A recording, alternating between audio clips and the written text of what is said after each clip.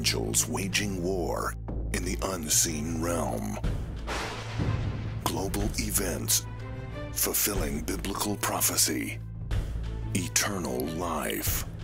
What lies beyond mortality?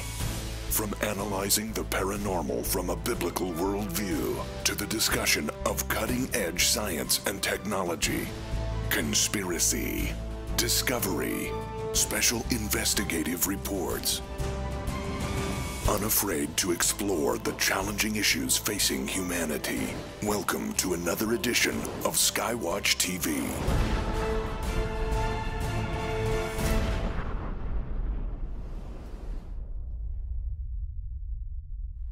I recently passed a milestone in my life when I realized that I was now old enough to say, this isn't the country I grew up in.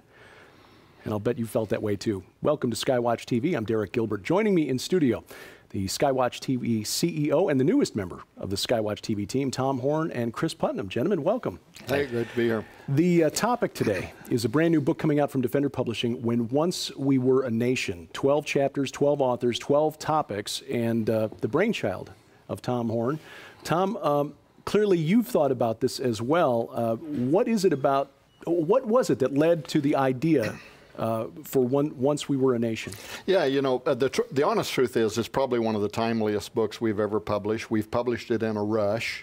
Partly because of the nature of the political season that we're in right now, where you've got Donald Trump out there with his big red hat saying we can be great again. Mm-hmm. But and his popularity even, I think, reflects the fact that so many people in our country feel like something is amiss and can't quite put their finger on it, right? You know, President Reagan talking about America as a bright beacon, a city on a hill, right? Something to be aspired to, something that everybody else in the world wanted to become, or they wanted to migrate here and be part of this great American dream. It was a place where you could come if you worked hard, you could get ahead, you could do better, right? It was an opportunity for people around the world. At one time, what people call the Great Generation, the people that came from the 20s and the 30s. Mm-hmm. They won 2 world wars. Then they went on to build the most powerful economic machine and military machine in the history of mankind. How did all of that happen? Today we're living in a generation where it seems like so many people, especially if they're under 30 years of age, right. They don't really even know how we became a great nation. They don't know what causes made that happen. They don't know what the values were or the aspirations of the great generation. And so I really felt the timing was now, in this political season, heading towards an election year, where we're hearing statistics that more than 50% of young people, 30 years and younger, prefer socialism over capitalism. It's an entitlement generation, right? And some of the politicians that are out there really play off that. We're going to promise you free health care, free this, free education, free everything, right? And too many young people don't really even understand what the ramifications behind all that are. What is socialism? What is Marxism? Why was capitalism so successful in the United States? What is democracy? And so I just thought the timing was right to reevaluate and to restate, you know, what were the great values of the generation that made America the most powerful nation on the face of the earth. If we believe that somebody like Donald Trump is keying off of something in our country where people feel like something is missing, what's really behind that? And how would you make America great again? Beyond political diatribe, what would you actually do to make that happen again? So I really felt the timing of this was very important. It's difficult to get back what you've forgotten you once had. And as Santayana once said, and I'm paraphrasing, those who forget the lessons of history are condemned to repeat them.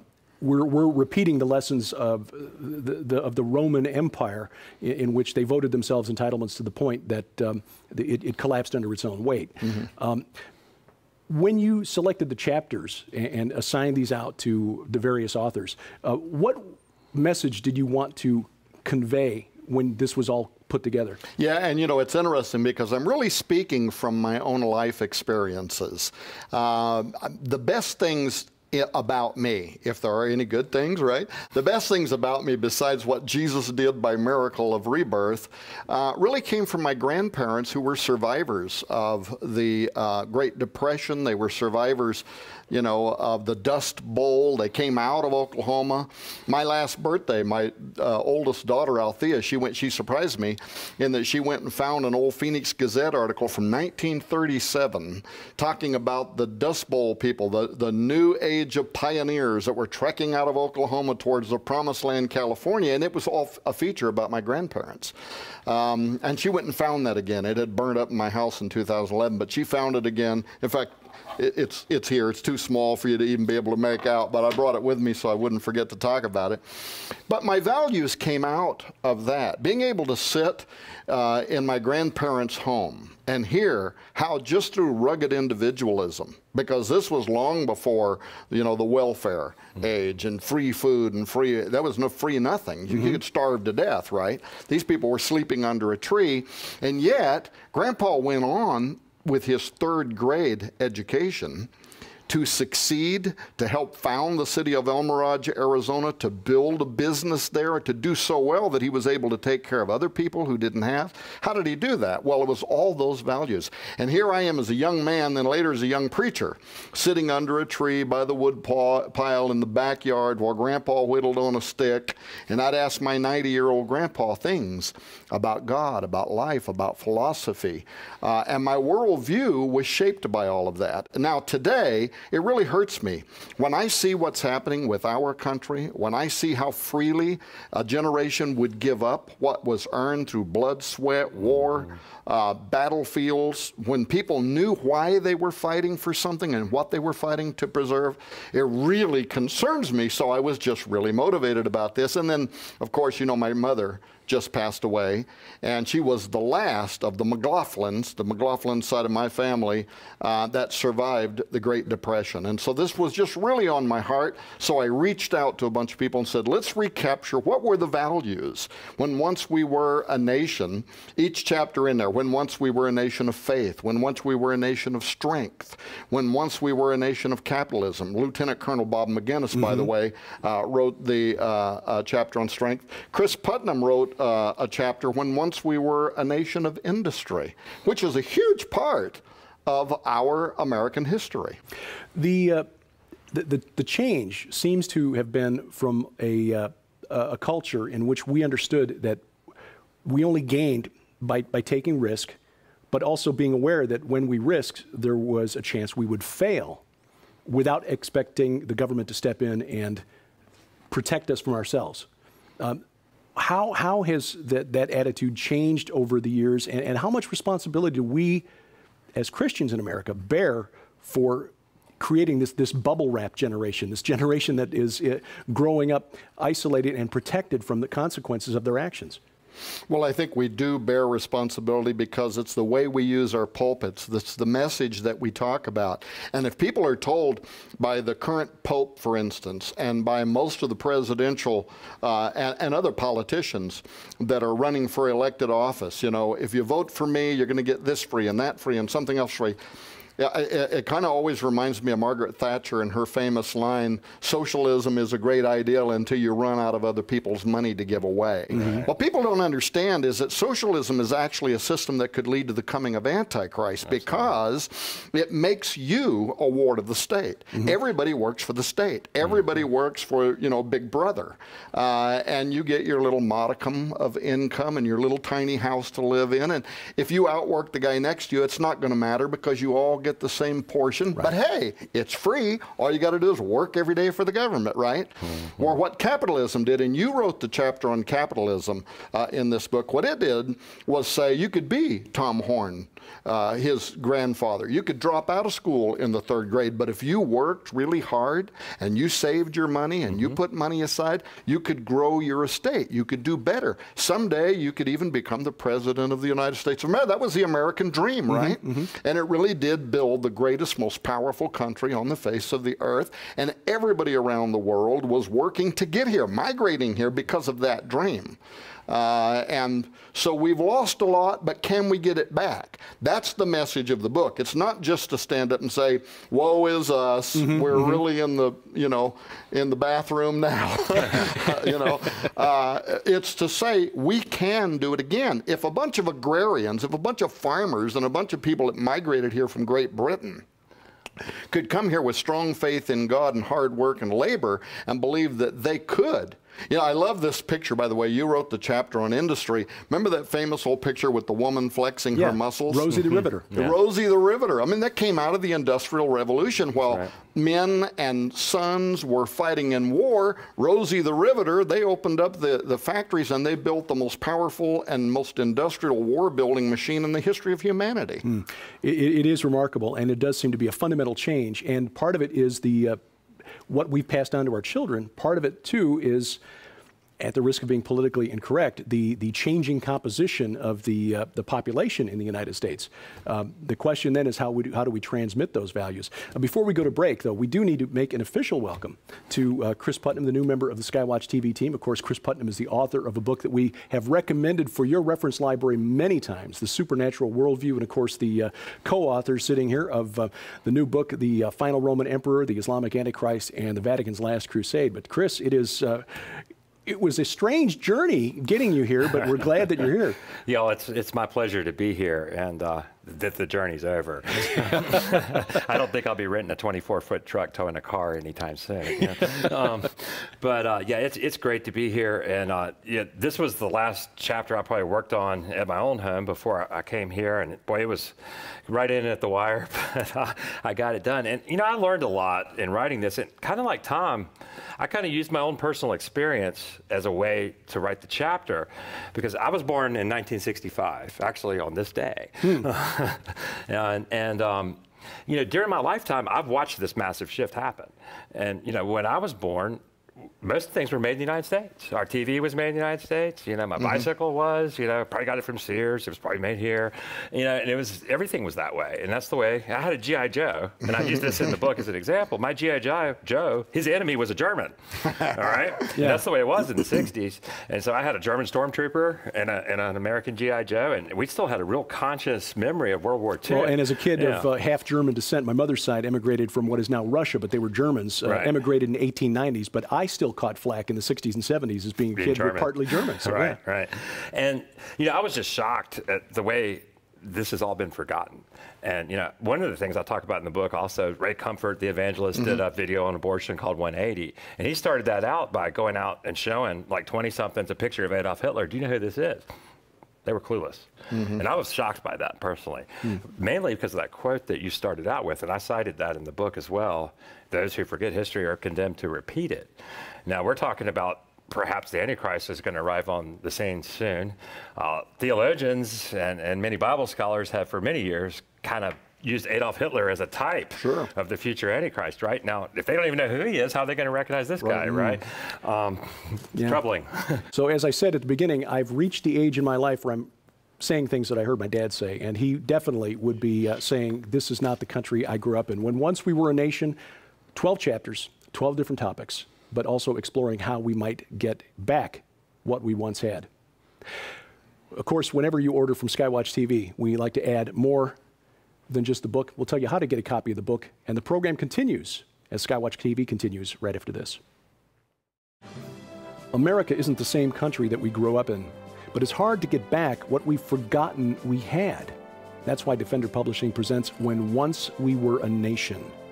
12 chapters, 12 authors, each one remembering when once we were a nation of strength, of rugged individualism, of dreams and opportunity, when once we were a nation of faith. From authors like Tom Horn, Chris Putnam, Lieutenant Colonel Bob McGinnis, Sheila Zielinski, and more. And when you order a copy of the new book, When Once We Were a Nation from Skywatch TV, we'll add these books free. Dancing with the Devil, an honest look at the occult. Culture Clash, Islam's War with America. Conspiracies in the Cross, how to refute the most popular attacks on the gospel. And God Bless America, by Todd Starnes of Fox News. A $95 value for only $19.95 plus shipping. When Once We Were a Nation from Defender Publishing, because the first step to getting it back is remembering what we had. Welcome back to Skywatch TV. I'm Derek Gilbert. Please log on to the website at skywatchtv.com because we've got some stuff there that is exclusive to viewers at the website, and also the Skywatch TV channels on Roku, YouTube, and now Vimeo as well. Special programs. We introduced you to Chris Putnam in the first segment. He's hosting a new weekly program called The Supernatural Worldview. Again, available only as a web exclusive. Weekly looks at science, into the multiverse with Josh Peck, Sci Friday with my best friend and our science editor, Sharon Gilbert, and web exclusive interviews that we couldn't fit into the network television schedule. You'll find all of those linked at skywatchtv.com. We're discussing the book When Once We Were a Nation, 12 chapters, 12 topics about where America has come from and what we might do to get those things back. And joining us in studio now, two more of the authors of the book When Once We Were a Nation, Allie Anderson and Hello. My best friend, Sharon Gilbert. Hi, honey. I used to be Chris Putnam, and I turned into me. And playing the role of Tom Horn now is Allie Anderson. So just like in the soap operas where there's just, anyway. The title of your chapter, Allie, is intriguing because it seems to me that one of the things that we used to get in America was this idea that as a young person, you would learn from your elders. And so the title of your chapter, When Once We Were a Nation of Mentors, how did you approach that topic? Well, the sad thing is that our youth today are honestly being cheated of the mentorship that they should be given. It has to do with economy. It has to do with both parents working. It has to do with the fact that our current society has a family structure that is more under attack than the history of this country has ever seen. So the divorce rate is high, parents are splitting, you have single parent families, and single parents have a huge lot. It's a huge role to fill for them to try to fill both roles, try to remain nurturing, try to make an income, try to make it to school conferences, and still have money for shoes. And I mean, there's just a lot of challenges on the single parents. Yes, and it's interesting how these chapters, when you begin to look at the subjects that are covered, how many of them overlap. But, you know, my subject was on capitalism, but it was more on economics in general. And since World War II, many women have entered the workforce, and especially since the 1970s, as the average wage has declined actually for people in even families that are still the nuclear family, where you've got mother, father, and children, both parents have to work in order to earn a living wage. We were blessed after Sharon and I married. Sharon was able to stay home and be the primary caregiver for our daughter. In our parents' generation, my mother was able to stay home until my sister and I were in high school. But you're right, that is something that is being driven by economics, but also by the message we're getting from an increasingly anti-Christian culture. It's a problem that perpetuates itself. So as children grow up without all the mentorship that they need, they find themselves running amok, maybe being teen parents, or maybe not teen parents, but as they have children, if they are single parents or not, if they were missing that when they were a child, they don't even know, if they're aware that there's a problem, they're not sure what the problem is oftentimes. They have no so they're role not sure what model. correction to even put into place. And a lot of parents will say, I want my kid to have what I never had, but that doesn't mean that they fully understand what they didn't have, because it's a problem that has been escalating. It's just that now it's escalating so quickly that you have a lot of kids out there, who are even having the parents, kids. and even the parents of this current generation. A lot of these things started changing between the 50s and the 80s. So a lot of what has happened in between that period of time has affected the parents of this current generation. So this problem has already started to perpetuate. Well, and it's also snowballing. Yeah, and it's also happened with the dissolution of the nuclear, or the extended family. Most of my cousins, I grew up in Chicago, but most of my cousins moved to California before I was even born. So I didn't see them very often, didn't have that extended family around to have guidance even from older cousins or uncles that I saw very regularly. Yeah, and as you say, this is a problem that perpetuates, because then as children are coming up without that guidance and those role models, then they don't have anything to pattern their own behavior after. Yeah, and the family is more fragmented, and that's part of the economic issue as well, because parents are having to relocate to find opportunity for employment, for schooling, to get a better paying job. So it isolates the children even more. And sadly, the only options would appear to be just sacrificing finance in order to spend more time with children. But if you're a single parent, how do you do that's that? not an option It's a not lot an of times. option. It's just a Right. really difficult problem, and it doesn't have an easy solution, unfortunately. Touching on the subject of science, which of course is your background and your education, your chapter, When Once We Were a Nation of Creationists. Yeah. Well, you know, things have changed a lot in the last couple of hundred years. Beginning in around the early 19th century, science started moving toward what we call evolutionism, the belief that we descend from lower species, which makes no sense if you believe in true science, because that's flies in the face of entropy. But beginning in around 1810 or so, this idea of taxonomy, where you take the individual species and you actually organize them into a long taxonomical chart, they started looking at this and saying, hey, wait a minute, this is sort of like this, and this is sort of like this. Maybe they actually are all part of the same process. And so the idea of evolution is really a lot older than Charles Darwin. His book was published in 1870, but it goes back to the early 19th century and before. I mean, it's an old idea. It's an old spiritual idea, Well, when you go back in history, you see that the ancient Greeks, you know, pre-Christ, were Yes. you know, investigating this as a possible Yes. explanation for how we came to be where we are. Exactly. In our country, most of the founders of our country, the one who wrote the original laws and helped to fashion the Constitution, really weren't Christians as you and I would define it. They were deists. And I believe at the time that the people living in the United States, much like most of the people living in the United States today, who call themselves Christians, truly do believe in Jesus Christ as their Savior. The problem is when you have leadership who use similar terms but actually believe a different system. Deism sets itself up to replace the Creator that you and I would call God Almighty with the great architect. Anybody you wanted to call, the divine watchmaker who just sets the world going and in motion, then goes off and creates another world. That idea sets itself up for not only evolution, but self-directed evolution, and then eventually transhumanism. The transhumanist movement. It also has an impact, I think, on your topic, Allie, regarding the family and the impact on the family. When kids are coming up with the idea that we're just a biological accident of history, it affects the way they relate to others around them. And there are other ideas that are coming in from science now that are speculative, really science fiction, the idea that there may be parallel universes out there, that we're just living in a holographic projection. Nothing is real. Well, there was a time when the idea of having a mentor was important because there were standards, and you needed to learn the standards.